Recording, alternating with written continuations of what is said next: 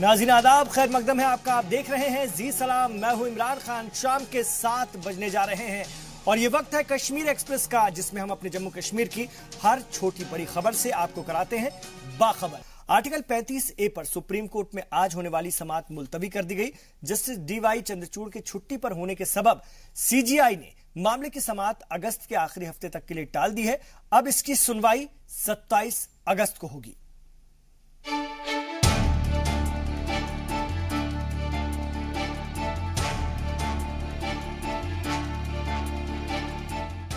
Supreme court में article 35A को लेकर जो मामला जेर समाअत है, उसमें इस दफा की वैलिडिटी को चैलेंज किया गया है। 1954 में सदारती अहकाम के जरिए आइन में शामिल ये आर्टिकल इस वक्त आइनी मुद्दा कम सियासी मुद्दा बन गया है। 35A के जरिए आइन से मिले खुसूसी अख्तियारात के सबब लोगों की जज्बाती वाबस्तगी है इस आर्टिकल के साथ। यही वजह है कि आज सबकी निगाहें अदालत उज़्मा की 3 रुकनी बेंच पर टिकी हुई थी।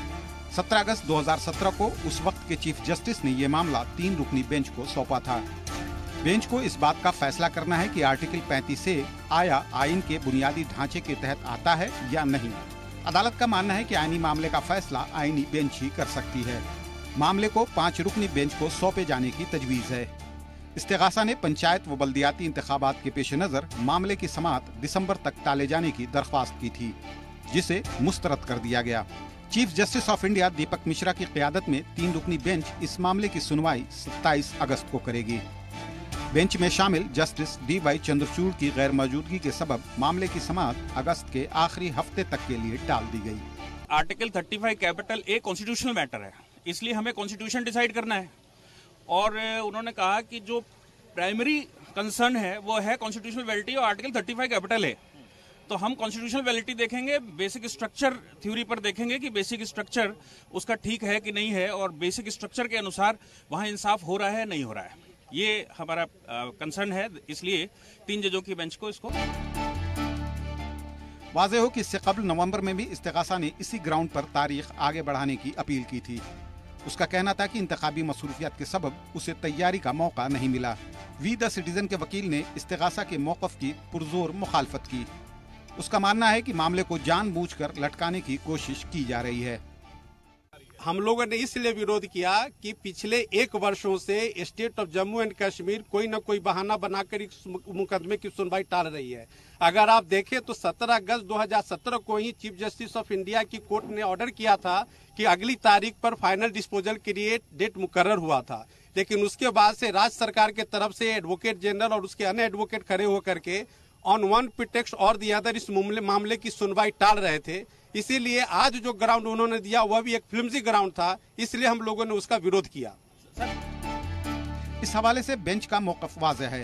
रियासती मशीनरी किन चीजों में मसरूफ है, बेंच को इससे फिलहाल कोई लेना देना नहीं है। बेंच की तरजीहात इस बात में मुज़मर है कि कहीं आइन की बुनियादी रूह इस आर्टिकल के सबब मजरूह तो नहीं हो रही। इस मामले को लेकर गुज़िश्ता कुछ दिनों से रियासत में सियासी पारा चढ़ा हुआ है। वादी के बेशतर अजला में एहतजाज और मुजाहरों का दौर चल रहा है। हुर्रियत ने 2 दिनों के बंद का ऐलान कर रखा है, जिसे सियासी जमातों की हिमायत भी हासिल है। इस आर्टिकल के जरिए रियासती अवाम को चंद खुसूसी मराअत व हुकूक हासिल हैं।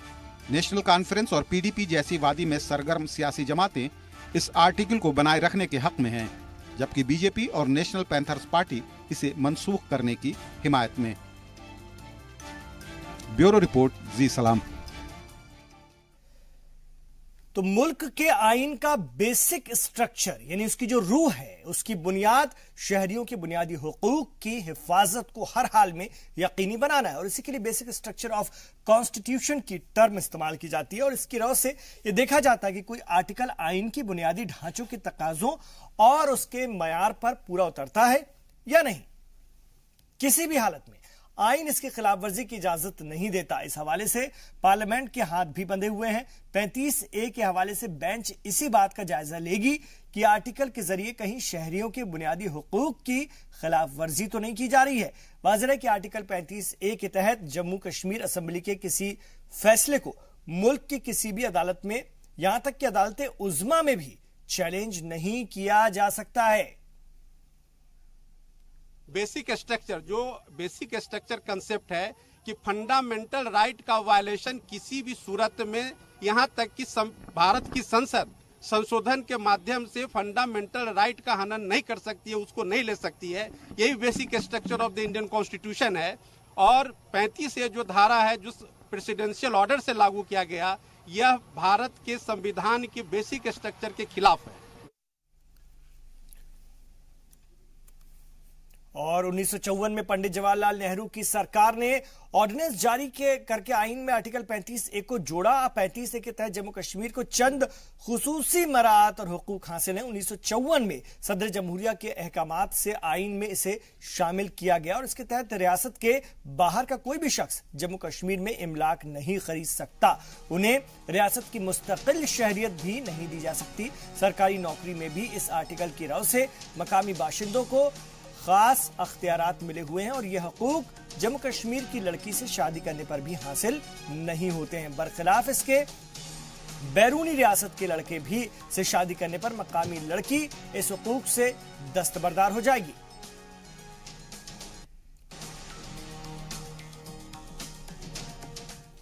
तो जम्मू कश्मीर में आर्टिकल 35A के सिलसिले में आईएएस अफसर शाह फैसल ने मुतनाज़िर ट्वीट किया है। फैसल ने कहा कि आइन के आर्टिकल 35A को रद्द करने से मुल्क के बाकी हिस्से से जम्मू कश्मीर का रिश्ता खत्म हो जाएगा। शाह फैसल ने अपने ट्वीट में लिखा कि वो आर्टिकल 35A का मुकाबला निकाहनामे से करेंगे। उन्होंने लिखा है कि आप इसे खत्म करते हैं तो रिश्ता खत्म हो जाएगा, इसके बाद बहस के लिए कुछ भी नहीं बचेगा। जो लोग कहते हैं कि इंतजाम अब भी कायम है और वो ये भूल जाते हैं कि इंतजाम रोका की तरह था, क्योंकि उस वक्त आइन नाफिज नहीं हुआ था। अगर निकाहनामे को खत्म कर दिया जाता है तो क्या तब भी रोका दो लोगों को बांध कर रख सकता है?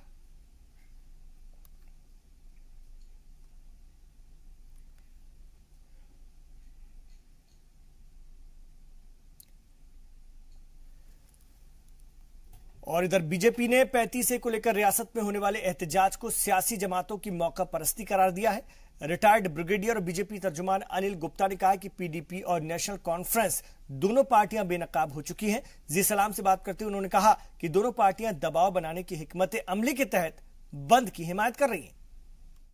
ब्रिगेडियर अनिल गुप्ता साहब हमारे साथ मौजूद हैं। सर, इस तरह से जो आज हियरिंग नहीं हो पाई, थर्ड जज जो हैं वो नहीं प्रेजेंट थे, इसको कैसे देखते हैं? बीजेपी अब इसके बाद क्या सोचती है? देखिए, ऐसा है, ये कानूनी प्रोसीजर है और कानूनी प्रोसीजर के अंदर अगर बेंच का कोरम पूरा नहीं है तो बेंच नहीं बैठ सकता है।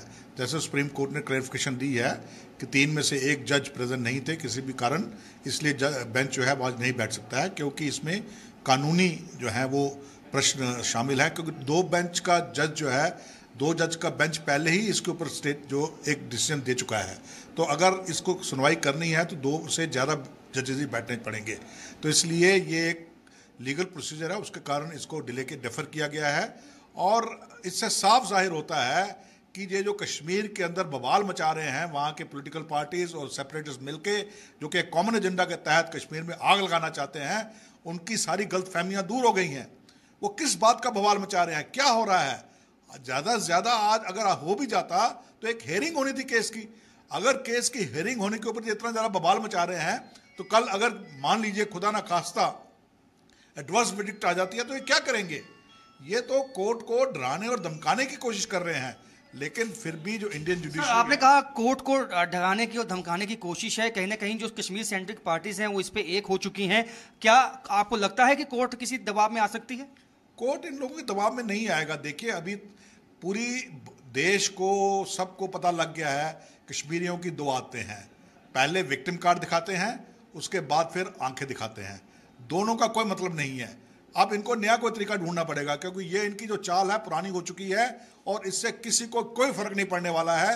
ये जो पोस्टपोनमेंट हुई है ये एक लीगल लॉ के कारण हुई है, कानून के कारण तहत हुई है, इसलिए इसमें किसी को कुछ भी कहने को नहीं है। लेकिन एक बात साफ हो चुकी है कि कहीं ना कहीं जो चाहे वो नेशनल कॉन्फ्रेंस है, पीडीपी है, चाहे वो उनके कई मुखालफत भी है कई इश्यूज के ऊपर, लेकिन इस इशू के ऊपर वो लोगों को खासकर भड़काने में कामयाब हो चुके हैं कश्मीर के। बिल्कुल, मैं तो यही कहता हूँ कि ये जो अपने आप को मेन स्ट्रीम पॉलिटिकल पार्टीज कहती हैं और कहती हैं कि हमारा डिफरेंट आइडियोलॉजी है, इनकी कोई डिफरेंट आइडियोलॉजी नहीं है। ये सब एक ही थैली के चट्टे बट्टे हैं, ये सब एक ही पेज के ऊपर हैं। इनका एक कॉमन एजेंडा है सेपरेट्स के साथ, और वो है कश्मीर के अंदर अलगाववाद को बढ़ावा देना।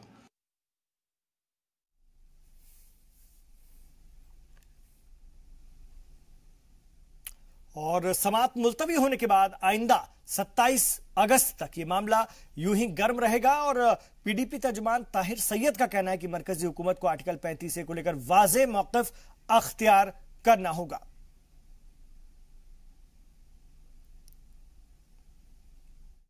जो इन्होंने जो डेफर किया है केस को, तो वक्ती तौर पे अगरचे राहत मिला है, लेकिन मैं समझता हूं कि गैर यकीनियत के जो बादल हैं वो छाए रहते हैं।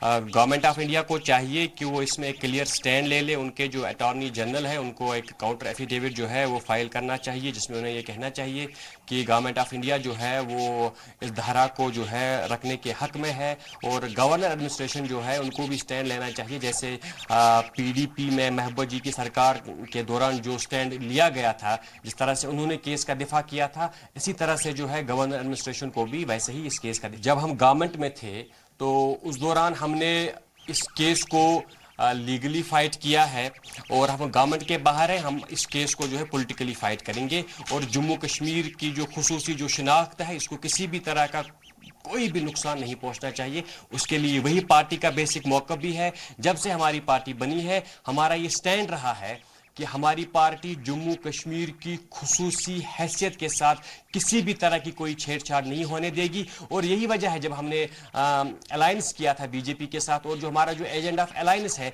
उसमें भी इस चीज़ का जिक्र किया गया है। जो इंपॉर्टेंट पॉइंट्स थे उसमें भी इस चीज़ का जिक्र किया गया है कि जम्मू कश्मीर की जो खुसूसी जो पोजीशन है, उस पोजीशन के साथ किसी भी तरह की कोई छेड़छाड़ नहीं की जाएगी।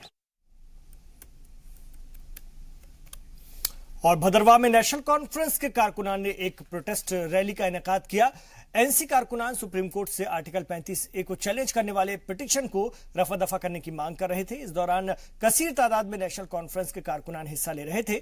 रैली तकिया चौक से निकलकर सदर बाजार होते हुए मोहल्ला सराफन पहुंची। एनसी लीडर डॉक्टर रियाज भदरवाही ने इसे मरकजी हुकूमत की साजिश करार दिया। उन्होंने धमकी भरे लहजे में कहा कि जम्मू कश्मीर को भारत का हिस्सा बने रहने के लिए आर्टिकल 35A जरूरी है।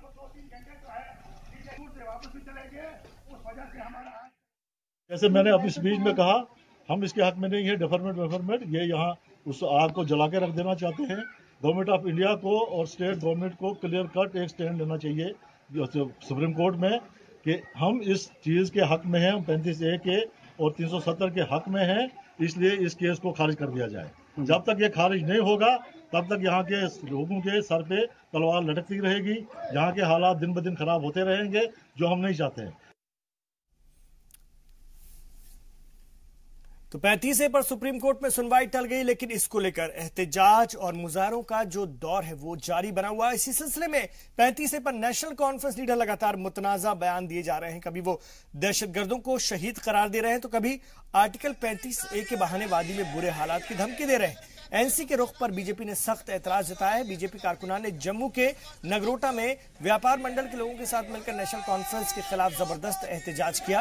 बीजेपी कारकुनान का कहना था कि इस तरह के बयान अब बर्दाश्त नहीं किए जाएंगे।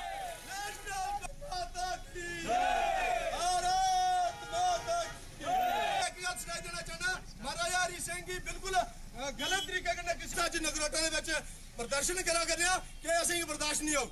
और मैं सुने कि आखदे कि जड़ी भी कुर्बानी देना पौग अस देखे यार अज थोड़ी देश आस्ते कुर्बानियां दिंदे आया हुण दिखने। इधर श्रीनगर में हाउस बोट ओनर्स एसोसिएशन ने भी आर्टिकल 35A को लेकर के अपनी आवाज बुलंद की है। हाउस बोट ओनर्स का कहना है कि आर्टिकल 35A हमारा बुनियादी हक है। उन्होंने कहा कि आर्टिकल से किसी भी तरह की छेड़छाड़ न की जाए।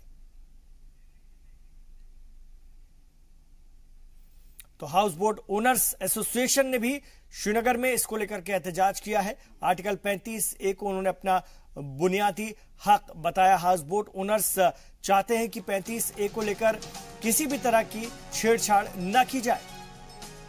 मेरे साथ भाई लोग हैं, ये हाउस बोट ऑनर्स है, और हमने ये फैसला लिया कि जिस तरह आज की डेट में सुनाया जाता है कि आर्टिकल 35A के साथ छेड़छाड़ी की जाती है, और हमें ये कतई मंजूर नहीं है कि मरकजी हुकूमत थ्रू बाय सुप्रीम कोर्ट, जबकि सुप्रीम कोर्ट इसका कोई पार्ट नहीं है। जो भी इंस्ट्रूमेंट ऑफ एक्सेशन हो चुका है वो महाराजा हरि सिंह और यूनियन ऑफ इंडिया के दरमियान हुआ है। इसका थर्ड पार्टी जो है वो पाकिस्तान है। लिहाजा ना पाकिस्तान के सुप्रीम कोर्ट को यह हक है, ना हिंदुस्तान के सुप्रीम कोर्ट को यह हक है कि वो इसमें कोई भी लीगली कोई भी अमेंडमेंट करे। इधर अलहदगी पसंद लीडरों के कश्मीर बंद का आज दूसरा दिन रहा। इस दौरान अलहदगी पसंद लीडरान को नजरबंद करके रखा गया। श्रीनगर में अलग अलग मकामी तंजीमों की जानिब से रैली भी निकाली गई और इस दौरान कारोबारी और तालीमी इदारे पूरी तरह से बंद रहे। वहीं रोड पर गाड़ियों की तादाद भी कम रही। इसके अलावा किसी भी तरह के तशद्दुद और झड़प को रोकने के लिए हिफाजत के भी सख्त बंदोबस्त किए गए थे।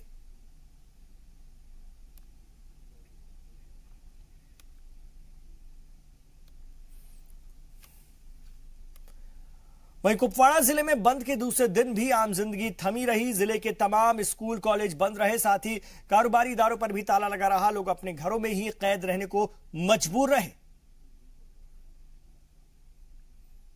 तो कुपवाड़ा की तस्वीरें आप देख रहे हैं, जहां पर 35A को लेकर के जो बंद था उसका असर दिखा। स्कूल कॉलेज बंद रहे, आम जिंदगी पर इसका सीधा असर पड़ा। साथ ही कारोबारी इदारों पर भी ताला लगा रहा। लोग अपने घरों में ही कैद रहने को मजबूर रहे। तो ये तस्वीरें हैं कुपवाड़ा की।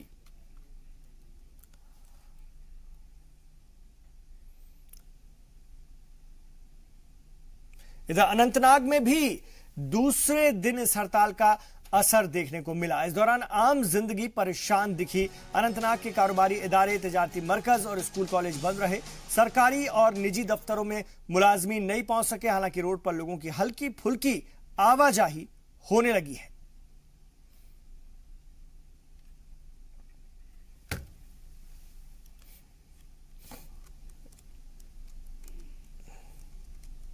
इधर बारामूला समेत उरी, रफियाबाद इलाकों में भी अलहदगी पसंद लीडरों की जानिब से बंद की कॉल का असर देखने को मिला। बंद के दूसरे दिन बाजारों और रोड पर सन्नाटा पसर रहा।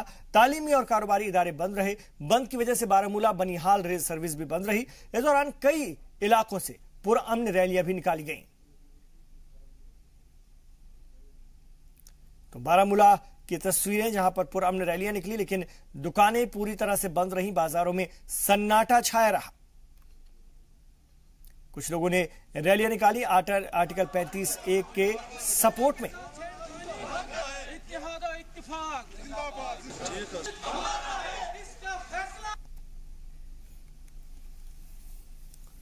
इधर सोपोर में अलहदगी पसंदों के बंद का मिला जुला असर देखने को मिला। लोगों की निगाहें अदालत के समाअत पर थी। हालांकि समाअत को 27 अगस्त के लिए टाल दिया गया है। इसके पहले ट्रेडर्स फेडरेशन, निजी स्कूल असातिज़ा, सिविल सोसाइटी के मेंबर्स और कई तंजीमों के लोगों ने सोपोर में पुरअमन एहतजाज किया। एहतजाज के दौरान आर्टिकल 35A की हिमायत में नारेबाजी की गई और आर्टिकल को चैलेंज करने वाली PIL को डिसमिस करने की मांग भी की गई। अगर कश्मीर बल्कि लद्दाख एंड जम्मू के आप हालात देखेंगे, इस वक्त कर्फ्यू जैसा यहाँ पे हालात हैं। अगर इसमें किसी भी सूरत में सेंट्रल गवर्नमेंट ने किसी भी किस्म की कोई चेंज की तो वो जान ले कि यहाँ पे बिल्कुल हालात इतने बदतर हो जाएंगे कि फिर कुछ नहीं हो सकता है, फिर ये आउट ऑफ कंट्रोल हो जाएगा। लिहाजा हमारी इनसे रिक्वेस्ट भी है, बाज़ाब्ता वो इसको संज्ञा ले। ये मत वो सोचे कि आज उन्हें या हड़ताल किया या उन्हें स्ट्राइक किया, उन्हें कोई डेमोन्स्ट्रेशन की या कल हुआ था, ये तब तक जारी रहेगा जब तक न ये हमेशा के लिए। उस वक़्त के हुकूमत ने ये खुसूसी तौर कश्मीर में रखा है और इसके साथ जो छेड़खानी की गई है RSS की तरफ से, ताकि ये मसला कश्मीर का खुद अपना मसला है कि कश्मीर के ये असम्बली का मसला है या अगर ये पार्लियामेंट ज़्यादा, मगर इसके बरकस किसी और आदमी जो कि RS का इसने सुप्रीम कोर्ट में इसकी दरख्वास्त दी, इसकी सुनवाई करने के लिए गए। जहाँ तक ये 35A का मसला है कि ये 35A हम चाहते हैं कि इसके साथ जो भी बांदीपुरा में ट्रेडर्स फेडरेशन की जानिब से भी आर्टिकल 35A की हिमायत में एहतजाज किया गया। एहतजाजी बांदीपुरा के गुलशन चौक पर इकट्ठा हुए और कई बाजारों से होकर एक मार्च निकाला। एहतजाज के दौरान लोगों ने आर्टिकल 35A से किसी भी तरह की छेड़छाड़ को बर्दाश्त न करने की धमकी दी है।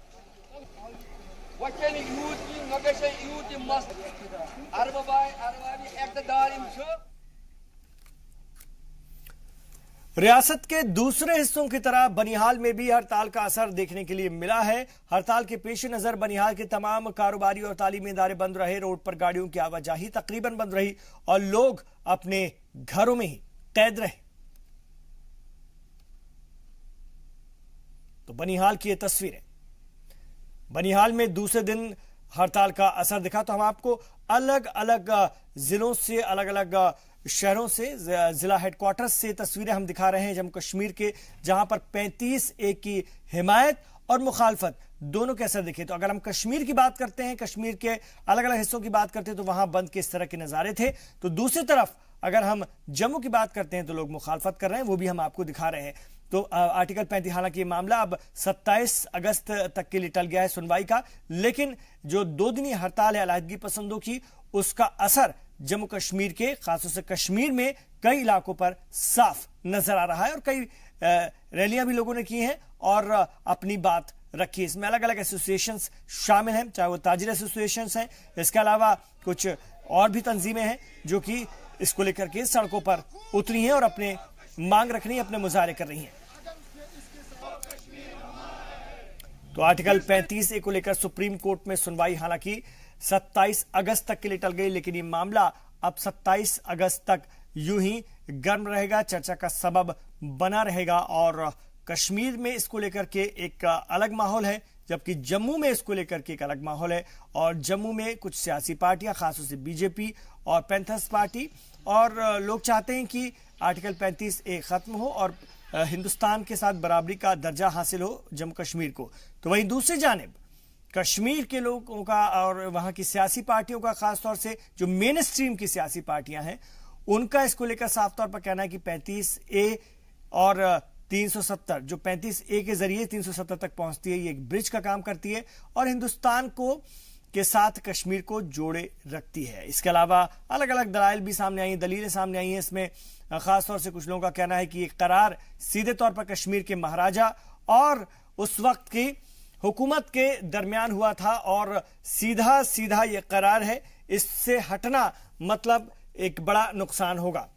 सैयद तजम्मुल इस वक्त हमारे साथ जुड़ गए, हमारे कश्मीर ब्यूरो चीफ। सैयद तजम्मुल, हम आपके जरिए हम दिखा पा रहे हैं लोगों को कश्मीर में आज किस तरह से बंद रहा दूसरा दिन, काफी इसका असर देखने को मिला। जम्मू में कुछ अलग माहौल है। अगर हम देखें तो ये 27 अगस्त तक इसी तरह का माहौल बनेगा, चाहे वो अलहदगी पसंद हो या फिर कश्मीर की मेन स्ट्रीम की पार्टियां अपने अपने ढंग से सियासत करेंगे और जम्मू की अलग। बिल्कुल इमरान, देखिए अब से कुछ देर पहले जो ज्वाइंट रेजिस्टेंस लीडरशिप ने अपना जो प्रेस नोट अपडेट किया है, उसमें उन्होंने साफ इशारे किए कि 27 अगस्त तक कई एक जगहों पर एहतजाजी मुजाहरे करने की उन्होंने अपील की है। वहीं मेन स्ट्रीम लीडरान की बात करें तो पीटीपी, नेशनल कॉन्फ्रेंस, कांग्रेस जिस तरह से पहले से लगा कि वो एक ही पेज पे हैं, वहीं जम्मू की जो सियासत है वो कदर मुख्तलिफ है, क्योंकि बीजेपी ने जम्मू प्रोविंस में अपना जो सिक्का जमाया था 2014 के इलेक्शन में, उसका खमियाजा जरूर उन्हें भुगतना पड़ा, क्योंकि सरकार नहीं है, लेकिन वो किसी न किसी तरह से इसको कंपनसेट करने की भरपूर कोशिश करेगी।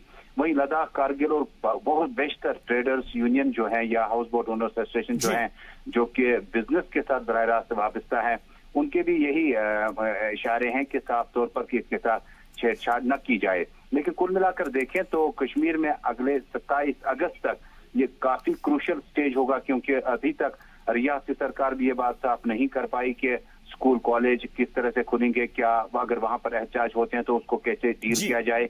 कुल मिलाकर देखें तो सुप्रीम कोर्ट की आज की जो अर्जी है 27 अगस्त तक जो हमारे पास अभी पेंडिंग रही, लेकिन इशारे साफ मिल रहे हैं कि कश्मीर वादी में सियासत जो है 35A पर काफी गर्म रहेगी और रीजनल पार्टीज का ट्यून अलग होगा, नेशनल पार्टीज का ट्यून अलग होगा। मजहमती लीडरान का अपना जो पॉलिटिक्स है वो अपने पेज पर है, सभी अपने अपने पॉलिटिक्स में करने की कोशिश कर रहे हैं और वाकई उसका असर दिख रहा है। लेकिन अहम बात, बड़ी बात यह है कि बंद के ऐलान के सबब मामूलाती जिंदगी बुरी तरह से मुतासिर हो रही है। जी हाँ,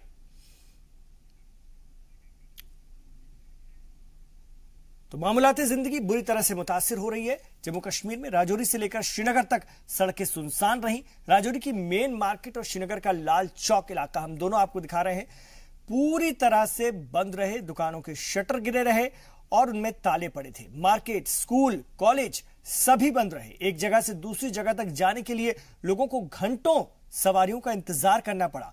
राजौरी में यूनिवर्सिटी तलबा काफी देर तक बसों के इंतजार में खड़े दिखे। मरीजों को खासी दिक्कत उठानी पड़ी। सड़क पर इक्का दुक्का प्राइवेट गाड़ियां ही नजर आई।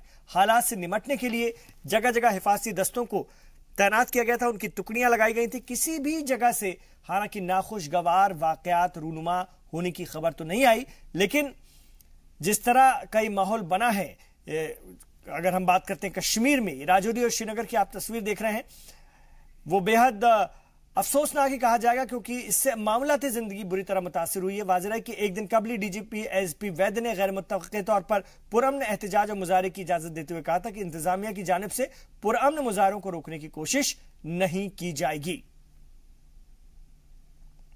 हाँ, बेशक दुश्वारी तो आएगी। जब ट्रैफिक नहीं है, लोगों को जो है आना जाना पड़ेगा, तो ट्रैफिक नहीं मिलेगा, कैसे आ जाएंगे। देखो, जब बंद होता है तो प्रॉब्लम तो होती है, तो कॉमन कंसेंसस सब लोग जानते हैं। जहाँ भी बंद होते हैं तो दिक्कतें आती हैं लोगों को। बस आज सुबह निकले हम लोग, तो यहाँ पे ना कोई बस थी, ना कोई भी साधन था यातायात का, तब भी सारी चीज़ें बंद है। बहुत प्रॉब्लम हो रही है। वो आज बहुत हड़ताल है और इत वालों ने जो कॉल दी इसके खिलाफ आज हमें गाड़ी हमें पैदल जाना पड़ा, जिसकी वजह से हमें काफ़ी मुश्किल है और यहाँ के आवाम को भी काफ़ी दुश्वारियाँ उठानी पड़ रही है और इसमें हमें पैदल चल रहे हमें बहुत दिक्कत हो रही है। दुकानें, कारोबार सब कुछ बंद है, यहाँ स्कूल, कॉलेज सब कुछ बंद है और हमें बहुत मुश्किल हो रही है। यहाँ रुक रहे हैं एक छोटे से वक्फे के लिए, लौट रहे हैं, आप देखते रहिए Kashmir express.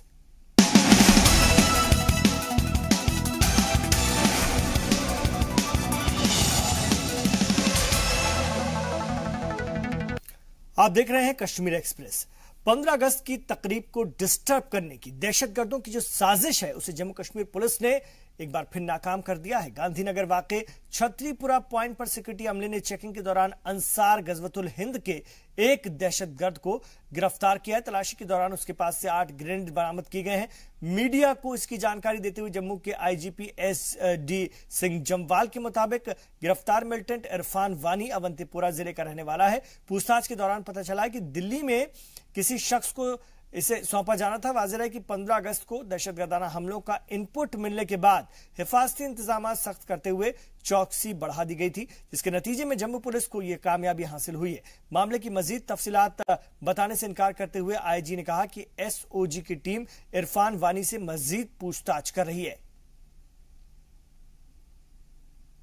Sir, SD Singh Jamwal IGP Jammu हैं। सर, बहुत बड़ी कामयाबी इसको कहेंगे, पुलिस ने समय रहते एक बड़ी जो त्रासदी अगर हो सकती थी उसको टाल दिया, क्या कहेंगे सर? यहाँ एक ज़रूर एक काफ़ी अहम कामयाबी हमारे लिए, एक टेररिस्ट जो था जिसको 8 ग्रेनेड के साथ और कैश के साथ पकड़ा है और मैं समझता हूँ एक अच्छा कदम है हमारा और ऐसा और भी भविष्य में ऐसा कोई चैलेंज होगा मुझसे डील करने के लिए पूरी तरह से तैयार है। सर, ये कहाँ से आया था, प्लानिंग क्या थी इसकी, कुछ पूछताछ में पता चला? लड़का जो इरफान है ये अवंतीपुरा का रहने वाला है और पिछले 1 साल से टेरर एक्टिविटीज़ में था और हमारी जो इंटेरोगेशन इसकी अभी तक हुई है उससे ये हमें पता चला है कि इसका जो कॉन्टैक्ट दिल्ली में था उसने दिल्ली में इसको हैंड ओवर करने थे ग्रेनेड। तो सर, पूछताछ में क्या निकल के आया है? दिल्ली में किसको देने थे, क्या इनकी प्लानिंग क्या थी? क्या दिल्ली में इंडिपेंडेंस डे से पहले हमले करने थे? हमने सारी शेयर जो की है दिल्ली पुलिस के साथ इंफॉर्मेशन शेयर की हुई है, वो एक सेपरेट इसकी इन्वेस्टिगेशन कर रहे हैं, वो उसको डील करेंगे।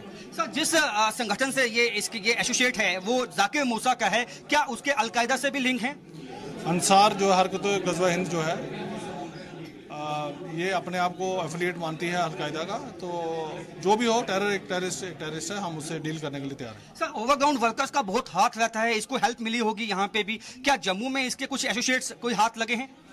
इन्वेस्टिगेशन का पार्ट है सारा और जो भी हमें इन्वेस्टिगेशन मिलेगी जिसकी इन्वॉल्वमेंट होगी हम उस पर डील करेंगे। सर, इंडिपेंडेंस डे से पहले क्या जम्मू में हाई अलर्ट रखा गया है? क्या आपको ऐसी इनपुट्स और भी हैं? हाई अलर्ट का कारण ही हमने इसको पकड़ा है, क्योंकि हमारे जो नाके लगे हैं बिल्कुल चकाचौबंद लगे हैं। सर, ये आखिरी सवाल ये हुआ कि एक स्पेसिफिक इनपुट थी, तो क्या ये स्पेसिफिक इनपुट्स और भी ज्यादा हैं? क्या जम्मू में मौजूदगी है, दिल्ली में मौजूदगी है इन मिलिटेंट्स की? देखिए, हम किसी चीज़ को रूल आउट नहीं कर सकते, हमें अलर्ट रहना पड़ता है हमेशा और जैसा भी स्पेसिफिक इनपुट भी हो और जनरलाइज भी हो हम उसमें एक्ट करते हैं, उसी का नतीजा हमने इसको पकड़ा। और उधर अनंतनाग में एक मुश्तबा मिलिटेंट को पुलिस ने गिरफ्तार कर लिया है। उसके पास से बड़ी मिकदार में धमाका खेज अशिया मिला है और इसकी शिनाख्त मुजम्मिल अहमद डार के तौर पर हुई है। 22 साल के मिलिटेंट बड़गाम का रहने वाला बताया जा रहा है। तो बड़ी खबर आ रही है, ब्रेकिंग न्यूज एक बार आपको फिर से बता दें। अनंतनाग में एक मुश्तबा मिलिटेंट को पुलिस ने गिरफ्तार किया। उसके पास से बड़ी मिकदार में धमाका खेज अशिया बरामद हुआ है और इसकी शिनाख्त मुजम्मिल अहमद डार के तौर पर हुई है। 22 साल का ये मिलिटेंट बड़गाम का रहने वाला बताया जा रहा है। तो बड़ी खबर इस वक्त की, लगातार अगर हम बात करते हैं यौम आजादी की तकरीब से पहले मिलिटेंट्स और इनकी जो हरकत है उन पर शिकंजा कसने की कोशिश की जा रही है। जो इनपुट्स मिल रहे हैं उसके मुताबिक सिक्योरिटी एजेंसियां अपना काम कर रही हैं। तो अनंतनाग में भी एक मुश्तबा मिलिटेंट को पुलिस ने गिरफ्तार किया है। इसके पास से बड़ी मिकदार में धमाका खेज अशिया बरामद हुआ है। इसकी शिनाख्त मुजम्मिल अहमद डार के तौर पर हुई है। 22 साल का ये लड़का है और ये मिलिटेंसी में है। बड़गाम का ये रहने वाला बताया जा रहा है। तो नौजवानों को बरगला करके इस तरह से मिलिटेंट तंजीमें और खास तौर से पड़ोसी मुल्क की शरारतें जम्मू कश्मीर में और हिंदुस्तान में नुकसान करने के लिए, और खासतौर से अगर हम बात करते हैं यौम आज़ादी की तकरीब अब नज़दीक है, अगस्त का महीना चल रहा है, ऐसे में सिक्योरिटी एजेंसियां कोई रिस्क नहीं लेना चाहती और लगातार इस तरह के जो शख्स हैं, इस तरह की हरकतों में जो लोग इन्वॉल्व हैं, इस तरह की हरकत में जो तंजीमें हैं, उन पर नकेल कसने की कार्रवाई जारी है, चल रही है। तो एक और शख्स गिरफ्तार किया गया है। ये लड़का अनंतनाग से गिरफ्तार किया गया है और ये 22 साला मिलिटेंट है। अनंतनाग में ये शख्स गिरफ्तार किया गया है। इसके पास से बड़ी तादाद में धमाका खेज अशिया बरामद हुआ है।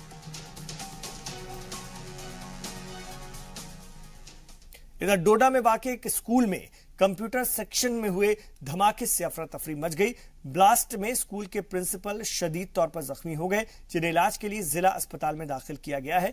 मौके की इत्तला पर पहुंची पुलिस मामले की तफ्तीश कर रही है। IGP Jammu doctor DS Singh Jamwal ने धमाके में किसी भी किस्म की साजिश होने से इनकार किया है। उन्होंने बताया कि इन्वर्टर में धमाके के सबब यह हादसा पेश आया।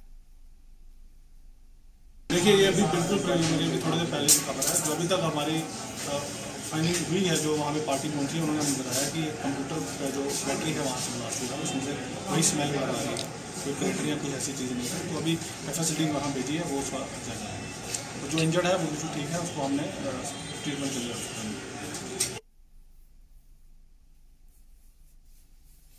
इधर जम्मू में वाक़े बीजेपी ऑफिस में भारतीय जनता युवा मोर्चा की जानिब से 15 अगस्त को लेकर एक मीटिंग मुनक्किद की गई। मीटिंग के दौरान नौजवानों को तिरंगा तकसीम किया गया और इसे 15 अगस्त के दिन अपने अपने इलाके में फहराने की अपील की गई।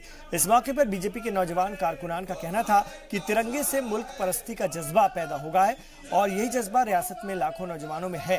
बीजेपी युवा मोर्चा के सदर विकास चौधरी ने PDP सदर महबूबा मुफ्ती के एक पुराने बयान का जवाब देते हुए कहा कि रियासत में भारत के परचम को थामने वाला लाखों हाथ मौजूद हैं और वो जरूरत पड़ने पर इसके लिए जान की बाजी भी लगा सकते हैं।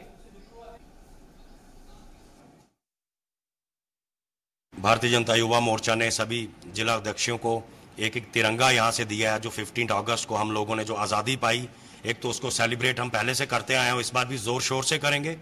और जो लोग कश्मीर में ISIS का झंडा उठाते हैं, हम उनको भी ये बताना चाहते हैं कि कैसे राष्ट्रभक्त युवा आज भी इस तिरंगे की आन बान शान के लिए मरण मिटने को तैयार है। इधर उधमपुर के गोल मार्केट में वाक़े पंजाब नेशनल बैंक की ब्रांच में अचानक आग लग गई। आग का पता लगते ही फायर ब्रिगेड के लोग मौके पर पहुंचे और आग पर काबू पा लिया गया।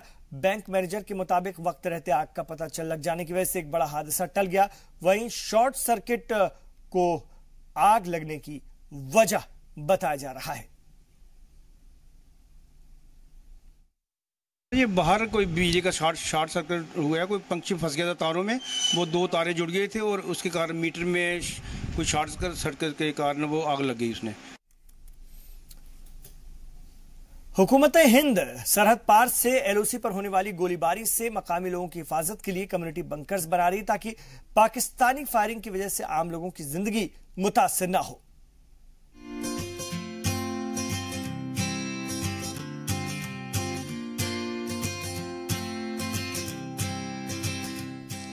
सरहदी इलाकों में लोग जान हथेली पर रखकर जिंदगी गुजारते हैं। पाकिस्तान की तरफ से की जाने वाली फायरिंग ने सरहदी इलाकों में रहने वाले आम लोगों की जिंदगी को तबाह कर दिया है। मौत के साए में जी रहे इन लोगों के लिए हिंदुस्तानी सरकार बंकर्स बनवा रही है। बंकर्स पहले भी बनाए गए हैं, लेकिन वो सिर्फ पनाह लेने के काम ही आते थे। अब जो बंकर्स बनाए जा रहे हैं वो गांव वालों को महफूज रखने के साथ साथ घर का भी एहसास करवाएगा। बंकर्स में बल्ब और पंखों की सहूलियात भी मुहैया करवाई गई है। सरकार का मकसद लोगों की हिफाजत के साथ साथ उनकी रोजमर्रा की जरूरतों का भी ख्याल रखना है। सरकार नहीं चाहती कि पाकिस्तानी गोलियों से डरकर बच्चे तालीम हासिल करने में पीछे रह जाएं। इसका ख्याल करते हुए सरकार ऐसे बंकर्स बना रही है जिनमें बच्चों को पढ़ाया जा सके।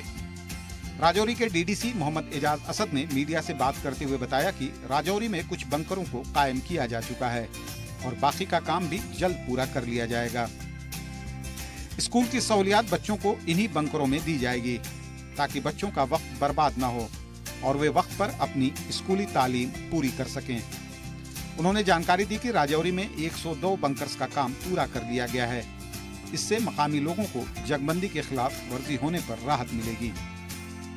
जो मोर्चे पहले बने थे बहुत ही अच्छे मोर्चे बने थे, अभी और काफ़ी मोर्चे आ चुके हैं जो मोर्चे हमारी सेफ्टी के लिए हैं। पहले मोर्चे नहीं थे, जब फायरिंग आती थी हम भागा दौड़ी करते थे, कहाँ छुपें, काफ़ी नुकसान हमारा आदमियों का भी बहुत नुकसान हुआ है। तो हम इससे डीसी साहब गवर्नमेंट से यही रिक्वेस्ट करते हैं जितने दिए मोर्चे इतने और देकर हमारे लोगों का हौसला अफजाई करें। इस तरह के बंकर्स बनाए जाने और सरहदी लोगों के लिए फिक्रमंद होने पर मकामी लोगों ने मरकजी सरकार के इस कदम की तारीफ की। सर गवर्नमेंट ने बहुत अच्छी सोच की है कि हमें गांव वालों को बैंकर दिए गए हैं, जैसे कि अभी गवर्नमेंट और मोर्चे दे रही है। हमारे हर गांव वाले हर घर पे एक एक मोर्चा। ये अच्छा बैंकर जो बने हमारे लिए बहुत ही अच्छे हैं, क्योंकि यहाँ के लोग आगे पीछे दौड़ के जाते थे, शेलिंग होती रहती थी, लेकिन अभी बैंकर बनने से हमें बहुत ही फायदा हो गया कि जो हमारे आगे पीछे घूमने वाले थे वो इस बैंकर में चले जाते हैं। इस साल पाकिस्तान की ओर से 1252 बार जंगबंदी की खिलाफ वर्जी हुई। कई लोगों ने गोलीबारी में अपनी जान गंवा दी और दर्जनों जख्मी हुए। इसे देखते हुए वजीर दाखिला राजनाथ सिंह ने इंटरनेशनल बॉर्डर और LOC से लगने वाले इलाकों में बंकर्स को कायम करने का काम तेजी से खत्म करने को कहा था। ब्यूरो रिपोर्ट, जी सलाम। यहां रुकेंगे एक छोटे से वक्फे के लिए, लौट रहे हैं अपने जम्मू कश्मीर की और भी खबरों के साथ।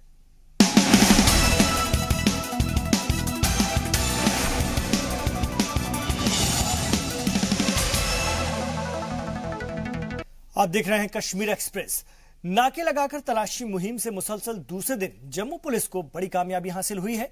चेकिंग के दौरान मंशियात स्मगलर के पास से पुलिस ने बड़ी मिकदार में हेरोइन का कंसाइनमेंट पकड़ा है और बैनुल अक़वामी मार्केट में इसकी कीमत 250 करोड़ के आसपास बताई जा रही है। खबरों के मुताबिक ये कंसाइनमेंट हंदवाड़ा से ट्रक के जरिए पंजाब ले जाया जा रहा था।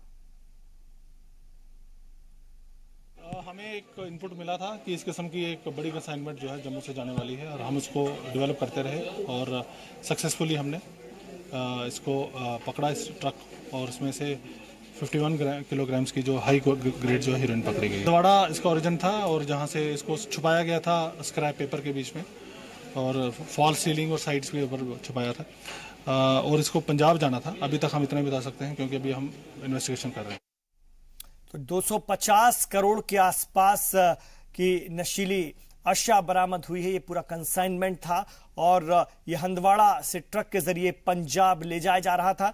हमारे रिपोर्टर राजन वैद्य भी हमारे साथ जुड़ गए हैं इस खबर पर। जम्मू से उनसे बात करेंगे। एक बड़ी कामयाबी है ये जम्मू पुलिस की और इतने बड़े पैमाने पर आज भी पंजाब में नशीली अशिया सप्लाई हो रही है वाया जम्मू कश्मीर, और ये भी साफ है कि कहां से आती है। सीधे तौर पर पड़ोसी मुल्क भी इसका जिम्मेदार है और वो हिंदुस्तान में इस तरह की चीजें खास तौर से भेज रहा है और पूरा ये रैकेट है। कितनी बड़ी कामयाबी इसे माना जाएगा? जी बिल्कुल इमरान, देखिए आज जम्मू पुलिस के लिए हम कहेंगे एक कामयाबी वाला दिन था, तो ये गलत नहीं होगा। आज पहले जो एक मिलिटेंट को पकड़ा गया 8 ग्रेनेड के साथ, उसके बाद 250 करोड़ रुपए की जो हीरोइन है, जो इतनी बड़ी खेप है, ये जम्मू पुलिस की ओर से पकड़ी गई है। ये अपने आप में बयान करती है किस तरह से मुस्तैदी के साथ इस वक्त जो जम्मू में हाई अलर्ट है, उसके चलते जो बड़े पैमाने पर जो है इस तरह के जो तस्कर हैं वो पकड़े गए हैं। ये आपने जिस तरह से कहा कि पंजाब में अभी भी जो है सुलाई की जाती है, लेकिन मैं आपको बता दूं पंजाब के बॉर्डर पे जिस तरह से सख्ती हो चुकी है, अब ये उन्होंने रूट बदला है। अब कश्मीर घाटी से कोशिश की जा रही है कि नशीली जो भी जितनी भी ये तस्करी है वहां से की जाए। जैसे जम्मू के ये दोनों रहने वाले थे, तो जम्मू से इसको लेकर इनको पंजाब जाना था, तो लेकिन हंदवाड़ा से यहाँ तक पहुंच गए। ये भी अपने आप में एक सौकिया निशान जरूर लगाता है कि क्या कश्मीर में इतने बड़े पैमाने पर 250 करोड़ की अगर पकड़ी गई है तो और भी ज्यादा इसमें तस्कर जो हैं वो मुलविस हो सकते हैं। अभी पूरी छानबीन जो है जम्मू पुलिस करेगी, लेकिन कश्मीर से जम्मू पहुंच जाना ये भी इमरान अपने आप में बहुत चौंकाने वाली बात है कि रास्ते में कई चेक पॉइंट नाके हैं पुलिस के, कई ऐसे पॉइंट हैं जहाँ पे स्कैनर भी हैं, वहां से भी ये निकल आए और बठिंडी में एक स्पेसिफिक इनपुट मिला और वहां से पकड़े गए। तो जम्मू पुलिस की हालांकि ये कामयाबी है, लेकिन कश्मीर की पुलिस जो है वहां से भी इसको अगर चेक किया जाता तो वहां से ही इसको पकड़े जाते। और अभी पुलिस पूछताछ कर रही है कि कश्मीर में वो कौन से लोग हैं जो इनके साथ मुलविस हैं, और पंजाब में ये केस किसको जाने वाली थी, किसको देने वाले थे। जो हमारी नई पीढ़ी है उनको तबाह करने की ये जो दवाई है ये पहुंचाने की कोशिश थी पंजाब में, और जम्मू में भी जिस तरह से इसका व्यापार जो बड़ा है उसको देखते हुए एक बड़ी मार्केट इस तरह के तस्करों को दिखती है और इनकी कोशिश रहती है कि इस तरह की दवाई ज्यादा से ज्यादा चलाई जाएगी। ठीक है, बहुत शुक्रिया आपका राजन वैद्य जम्मू से पूरी जानकारी के लिए।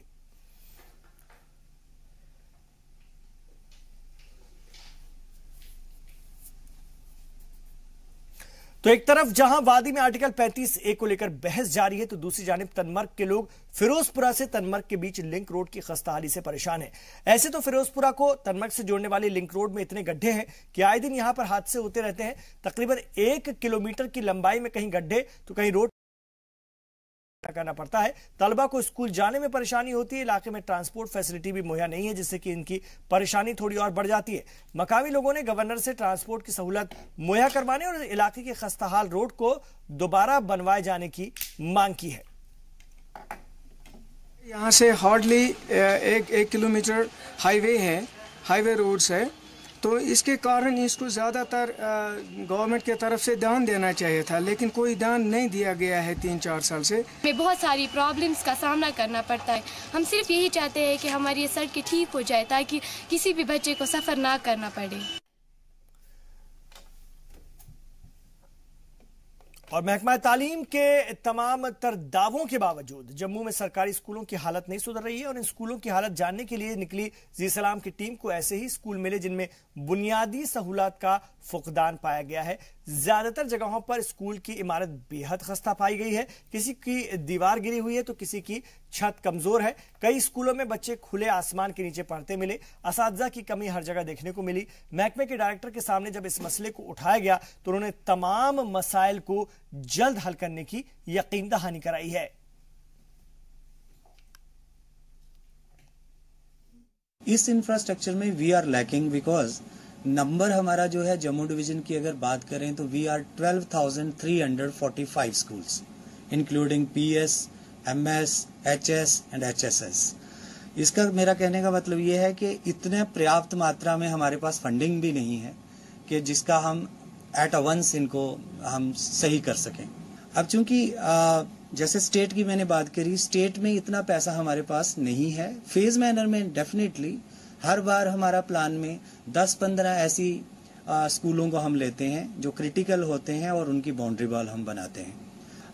इंटरनेट की दुनिया में रह रहे हैं, हम ये चाहते हैं कि स्कूलों में ये सारी सुविधाएं उपलब्ध कराई जाएं, और उससे सबसे पहले जो है बिजली का होना बड़ा लाजमी है। और कुपवाड़ा के गुजरियाल में बोरवेल पर नाजायज कब्जे के मुतालिक जी सलाम की खबर का असर हुआ है। इंतजामिया ने खबर का नोटिस लेते हुए दूसरे गांव के लिए भी पानी की सप्लाई जारी करवाई। वाज़ेह है कि चंद दिनों कबल खासतौर से पानी सप्लाई को लेकर 2 मोहल्ले के लोगों में तनाजा पैदा हो गया था, और छोटी आबादी वाले गांव के लोगों ने वाटर सप्लाई में रखना डाल दिया था, जिसकी वजह से गुजरियार इलाके में पानी सप्लाई रुक गई थी। इस नाइंसाफी के खिलाफ लोगों ने एहतजाज और मुजाहरा भी किया। 2 रोज कबल जी सलाम पर खबर दिखाए जाने के बाद महकमा बेदार हुआ और फौरन कार्रवाई करते हुए बोरवेल को अपनी तहवील में लिया गया और वाटर सप्लाई दोबारा से शुरू हुई।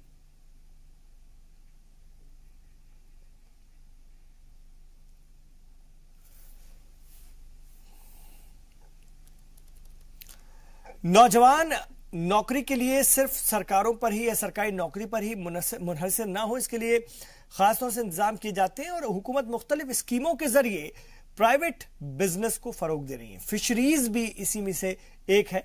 बेरोजगार नौजवान इसकी आफादियत का एहसास करके अब हर मुमकिन इस स्कीम से फायदा उठाने की कोशिश कर रहे हैं।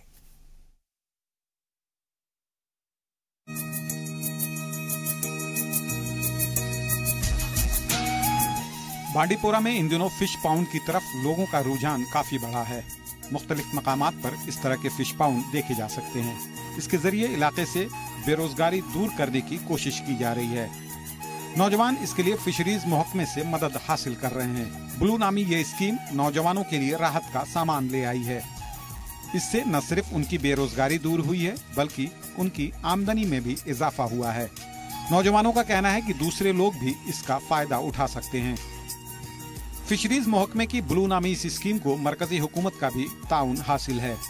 इसके तहत 100% सब्सिडी फराहम की जाती है। राष्ट्रीय कृषि विकास योजना के तहत रवा माली साल में 16 ट्राउट जबकि 44 क्रॉप यूनिट इस स्कीम से मुस्तफीज हो चुकी है। बांडीपुरा का इलाका मछलियों के कारोबार के लिए खासा सूदमंद है। जिले में मौजूद साफ चश्मे और नाला मछली पालने के लिए काफी मौजू है। महकमा इन यूनिट्स की देखभाल में पूरी मदद करता है। इस वक्त यहाँ पे जो है प्राइवेट सेक्टर यहाँ पर अच्छी तरह से चल रहा है। प्राइवेट सेक्टर में हमने इस वक्त 60 यूनिट्स फराहम किए हुए हैं, जिससे 60 घरों को या 60 जो अनएम्प्लॉयड यूथ है उनको रोज़गार फराहम हुआ है। इन यूनिट्स में 16 यूनिट जो है प्राइवेट ट्राउट सेक्टर में है और जो 44 यूनिट जो है वो कार्प सेक्टर में है। उनको अच्छा खासा मुनाफा मिल रहा है। जो हमारे इसमें कुछ हमारे पास प्रोग्रेसिव फार्मर हैं जिन्होंने पिछले ही साल 2 फार्मर हैं हमारे पास प्रोग्रेसिव फार्मर जिन्होंने पिछले साल 12 क्विंटल के करीब एक ही बैच जो है 12 क्विंटल के करीब उन्होंने सेल की है, जिससे उनको करीबन 4 लाख रुपए का फायदा हुआ है। रियासत के मुख्तलिफ अजला की तरह बांडीपुरा के नौजवान के सामने भी रोजगार एक बड़ा मसला है। उमूमन तालीम याफ्ता नौजवान सरकारी नौकरी की आस में रहते हैं। इन स्कीमों के जरिए सरकार चाहती है कि नौजवानों का सरकारी नौकरियों पर इन्हिसार कम हो। इसके पेश नजर ही मुख्तलिफ स्कीमों के जरिए प्राइवेट सेक्टर को फरोग दिया जाता है। जी सलाम के लिए बांडीपुरा से भट्ट शहजाद की रिपोर्ट।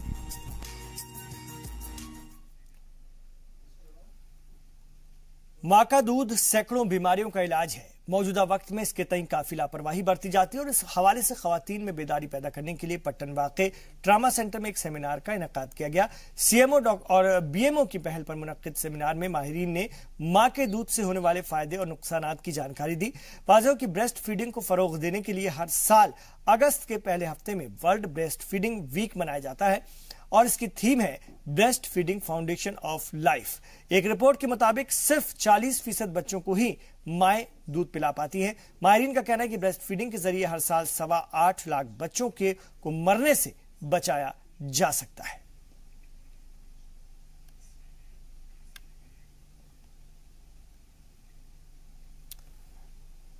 और कश्मीर के कुंजेर में एक मकामी समाजी तंजीम की जानिब से यतीमों और जरूरतमंदों में फूड किट्स तकसीम की गई। टाउन हॉल में मुनक्किद प्रोग्राम के दौरान आयशा रिलीफ ट्रस्ट की जानिब से 100 से ज्यादा गुरबा और यतीमों को खाने पीने के अलावा जरूरियात जिंदगी की दूसरी अशिया दी गई।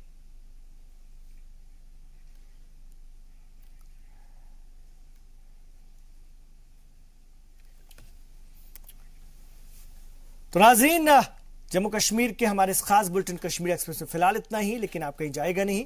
रात 8 बजे देखिए हमारा बेहद खास program ground zero Khurshid Rabbani के साथ। और आज हम कश्मीर एक्सप्रेस में जरूर कहेंगे हमारे जम्मू कश्मीर के नाज़रीन से कि आर्टिकल 35A पर यह खुसूसी पेशकश है, इसे जरूर देखें।